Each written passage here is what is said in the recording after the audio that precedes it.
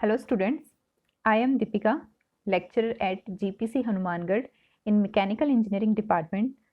I welcomes to all of you at YouTube channel of TTC and LRDC. आज मैं mechanical engineering के एक बहुत ही important subject refrigeration and air conditioning जिसका सब्जेक्ट कोड है ME301 की शुरुआत करने जा रही हूँ। ये जो प्रेजेंटेशन रहेगी इसमें जो टॉपिक हम आज कवर करने वाले हैं वो टॉपिक रहेंगे। सबसे पहले हम समझेंगे कि रेफ्रिजरेशन सिस्टम के क्या क्या बेसिक्स हैं, बेसिक कौन कौन सी टर्म्स यूज़ में आती है रेफ्रिजरेशन के अंदर वो। सेकंड कवर करेंगे जो यूनिट्स हैं रेफ्रिजरेशन की वो। थर्ड पॉइंट रहेगा कि जो रेफ्रिजरेशन सिस्टम वर्क करते हैं उनके पीछे थर्मोडायनेमिक्स के कौन कौन से कंसेप्ट वर्क करते हैं। तो सबसे पहले हम शुरुआत करते हैं रेफ्रिजरेशन सिस्टम के बेसिक से, जिसमें सबसे पहले हम सीखेंगे कि बेसिक रेफ्रिजरेशन होता क्या है। तो the mechanism used for lowering और producing low temperature in a body और a space whose temperature is already below the temperature of its surrounding is called the refrigeration system. सबसे पहले जो हमने डेफिनेशन पढ़ी यहाँ पे वो है रेफ्रिजरेशन सिस्टम की, जिसमें हमने पढ़ा कि क्या है रेफ्रिजरेशन सिस्टम। एक बेसिक मैकेनिज्म है जिसमें हम क्या करते हैं, किसी भी स्पेस या किसी भी बॉडी का टेम्परेचर हम बिलो एटमॉस्फेरिक मेंटेन करना चाहते हैं। तो बिलो एटमॉस्फेरिक मेंटेन करने के लिए हम क्या करते हैं, उस बॉडी से हीट को एब्जॉर्ब करते हैं, हीट को एक्सट्रैक्ट करते हैं। क्योंकि हमें बेसिक पता है, सेकेंड ईयर थर्मोडायनेमिक्स में हमने पढ़ा था कि एक होती है हीट, एक होता है वर्क। किसी भी बॉडी का टेम्परेचर से जो एसोसिएटेड एनर्जी की टर्म है वो कहलाती है हीट। तो किसी बॉडी का अगर हमें टेम्परेचर लो करना है, इसका मतलब हमें उससे कुछ अमाउंट ऑफ हीट एक्सट्रैक्ट करनी पड़ेगी। तो ये जो डेफिनेशन क्या कह रही है कि वो सिस्टम जिसकी हेल्प से हम किसी बॉडी का टेम्परेचर बिलो एटमॉस्फेरिक या बिलो सराउंडिंग मेंटेन करते हैं, वो सिस्टम क्या कहलाता है, रेफ्रिजरेशन सिस्टम कहलाता है। Here the heat is being generally pumped from low level to higher one and is rejected at higher temperature. हमने ये चीज़ भी थर्मोडायनेमिक्स में पढ़ी है कि हीट हमेशा फ्लो होती है हाई टेम्परेचर से लो टेम्परेचर की तरफ, बट जो रेफ्रिजरेशन सिस्टम होते हैं उनमें हीट फ्लो करवाते हैं हम लो टेम्परेचर से हाई टेम्परेचर की तरफ। क्योंकि हमारे पास एक बॉडी है जिसका हमें टेम्परेचर मेंटेन करके रखना है बिलो एटमॉस्फेरिक या बिलो सराउंडिंग, तो वो मेंटेन करने के लिए हमें उससे हीट एब्जॉर्ब या हीट एक्सट्रैक्ट करके हम हीट रिजेक्ट करेंगे एक हायर बॉडी को। तो ये हमारी बेसिक सबसे पहले डेफिनेशन थी कि रेफ्रिजरेशन सिस्टम होता क्या है। तो बेसिक डेफिनेशन हमने क्या पढ़ी, एक बार फिर से रिवाइज करते हैं। कोई भी बॉडी या कोई भी स्पेस जिसका टेम्परेचर हमें मेंटेन करना है बिलो एटमॉस्फेरिक या बिलो सराउंडिंग, तो उस टेम्परेचर को उससे बिलो मेंटेन करने के लिए उस बॉडी या स्पेस से हम क्या करते हैं, हीट को एब्जॉर्ब करते हैं और हम हीट को रिजेक्ट करते हैं किसी हायर बॉडी को, उस हीट को रिजेक्ट करेंगे। नेक्स्ट है रेफ्रिजरेशन। अब the term refrigeration may be defined as the process of removing heat from a substance under control condition. हम जो अभी सिस्टम काम में ले रहे थे किसी बॉडी का टेम्परेचर बिलो मेंटेन करने के लिए, उसको नाम दिया रेफ्रिजरेशन सिस्टम। रेफ्रिजरेशन क्या बोलते हैं, उस प्रोसेस को बोला जाता है जिस प्रोसेस की हेल्प से हम उसका टेम्परेचर बिलो मेंटेन करते हैं। It also includes the process of reducing heat and maintaining the temperature of a body below the general temperature of its surrounding. जो सिस्टम हमने काम में लिया वो सिस्टम कहलाया रेफ्रिजरेशन सिस्टम, और जो प्रोसेस हमने फॉलो किया उसको हमने नाम दिया रेफ्रिजरेशन। दूसरे वर्ड्स में अगर हम समझें, the refrigeration means a continued extraction of heat from the body whose temperature is already below the temperature of its surrounding. जो बॉडी जिसका हमें टेम्परेचर बिलो सराउंडिंग मेंटेन करके रखना है, उससे हमें हीट को एब्जॉर्ब करना है। तो वो कंटिन्यूस प्रोसेस में हीट को जब हम उससे एब्जॉर्ब करते हैं और आउटर में कहीं पर उसको हायर बॉडी को किसको रिजेक्ट करते हैं, तो ये जो कंटिन्यूशन में जो प्रोसेस चलता है, ये प्रोसेस ही क्या कहलाता है, रेफ्रिजरेशन। इसके लिए जो सिस्टम काम में आएगा वो कहलाता है रेफ्रिजरेशन सिस्टम।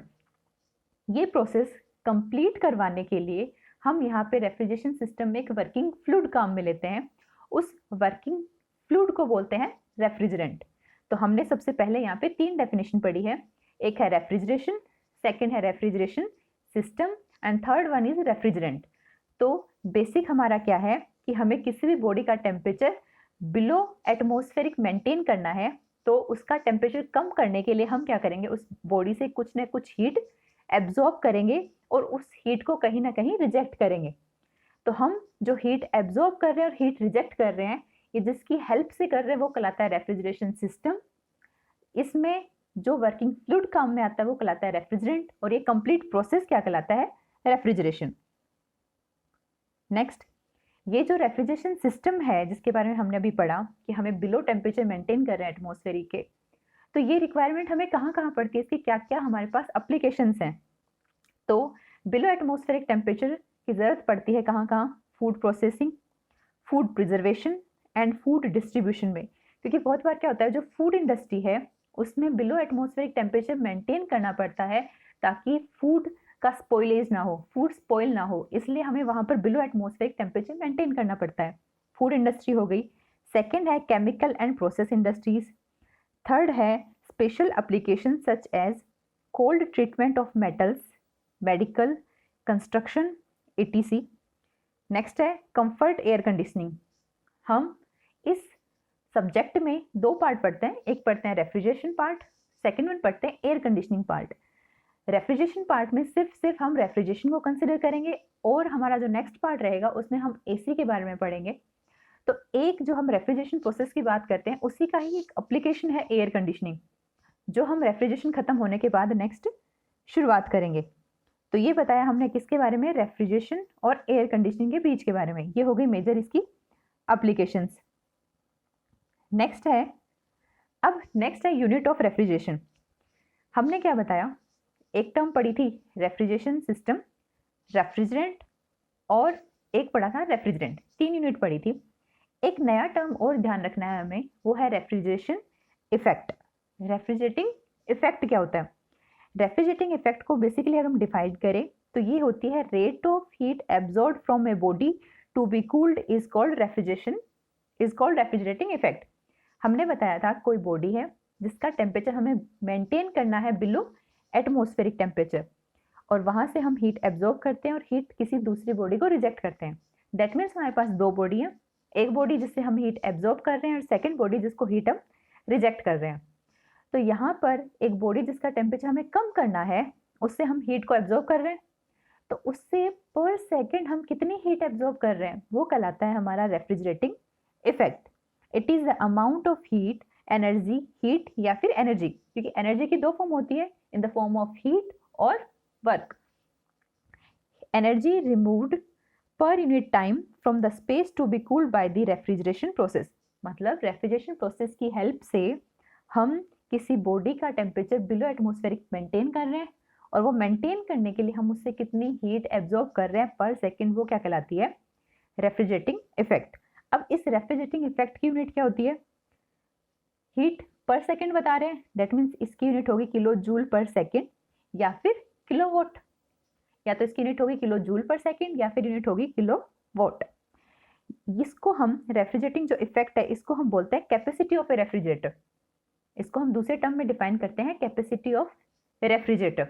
अब जो कैपेसिटी है रेफ्रिजरेटर की उसकी एक यूनिट होती है, यानी कि रेफ्रिजरेशन की एक यूनिट होती है जिसको रिप्रेजेंट करते हैं हम टन्स ऑफ रेफ्रिजरेशन। क्या बताया, यहाँ पे मैंने बताया कि जो रेफ्रिजरेशन प्रोसेस है, रेफ्रिजरेशन जो प्रोसेस है उसकी यूनिट है टन ऑफ रेफ्रिजरेशन।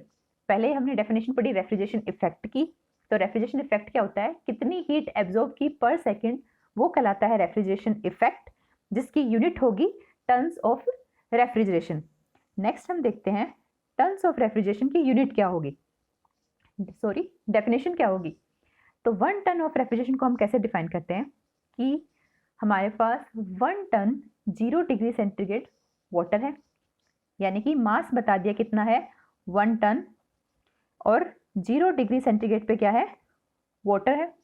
अगर हम इस 0 डिग्री सेंटीग्रेड वाटर को कन्वर्ट करना चाहते हैं 0 डिग्री सेंटीग्रेड की आइस में, यानी यहाँ पे मैं क्या कह रही हूँ, यहाँ पर सिर्फ और सिर्फ क्या हो रहा है, जो भी हमारे पास सब्सटेंस है उसकी क्या हो रही है, फेज चेंज हो रही है। ठीक है, 0 डिग्री सेंटीग्रेड वाटर को कन्वर्ट करना चाह रहे हैं 0 डिग्री सेंटीग्रेड की आइस में। इसका मतलब वाटर को जब हम आइस में कन्वर्ट करते हैं तो हमें हीट वहां से क्या होगी, रिजेक्ट होगी। हीट रिजेक्ट होगी और उस हीट को बोलते हैं हम लेटेंट हीट ऑफ फ्यूजन। उसको क्या बोलते हैं हम? Latent heat. यानी डेफिनेशन जो है 1 टन ऑफ रेफ्रिजरेशन की वो क्या है कि हमारे पास 0 डिग्री सेंटीग्रेड का वाटर है, उसको हमें कन्वर्ट करना है 0 डिग्री सेंटीग्रेड की आइस में। तो इस 0 डिग्री सेंटीग्रेड वाटर को 0 डिग्री सेंटीग्रेड आइस में कन्वर्ट होने पर कितनी हीट रिजेक्ट होती है, कितनी हीट रिजेक्ट होती है 24 आवर में, वो क्या कहलाता है हमारे पास? 1 टन ऑफ रेफ्रिजरेशन कहलाता है। उसके लिए हमने एक टर्म यूज ली जिसको हमने क्या बोला? 1 टन ऑफ रेफ्रिजरेशन। बेसिक था कि हमने 1 टन 0 डिग्री सेंटीग्रेड वाटर लिया जिसको हमने कन्वर्ट किया 0 डिग्री सेंटीग्रेड की आइस में। तो जब वाटर कन्वर्ट होता है आइस में, यानी यहाँ पे हो रही है फेज चेंज, तो जब वाटर आइस में कन्वर्ट होता है तो वहां से कुछ अमाउंट ऑफ हीट रिजेक्ट होती है। अगर आइस को वाटर में कन्वर्ट करना हो तो हीट की सप्लाई होगी, जब वाटर कन्वर्ट होगा आइस में तो उससे हीट रिजेक्ट होगी। तो जितनी अमाउंट ऑफ हीट रिजेक्ट हो रही है 24 आवर में, उसको हम बोलते हैं 1 टन ऑफ रेफ्रिजरेशन। तो 1 टन ऑफ रेफ्रिजरेशन, या फिर जिसको शॉर्ट फॉर्म में लिखते हैं TR, तो 1 TR इक्वल्स टू होता है 3.5167 किलो जूल पर सेकेंड, या फिर बोल सकते हैं 3.5167 किलोवाट। इजी वे से जब भी न्यूमेरिकल्स आते हैं तो इस टर्म को हम यूज करते हैं डायरेक्ट 3.5 किलोवाट। आगे की टर्म को इसमें हम नेग्लेक्ट कर देते हैं, डायरेक्ट काम में लेते हैं 3.5 किलोवाट। अदर टर्म में भी हम इसको काम में लेते हैं 1 TR इक्वल्स टू, याद रखना है एक तो 3.5 किलोवाट, उसके अलावा याद रखना है 210 किलो जूल पर मिनट। बस मैंने यहाँ पे क्या किया है, यूनिट चेंज कर दी। यहाँ पे था 3.5 किलोवाट, दूसरा मैंने आपको बता दिया क्या याद रखना है, 1 TR equals to 210 kilo joule per minute. 1 ton of refrigeration equals to होता है 3.5 किलोवाट या फिर 210 किलो जूल पर मिनट।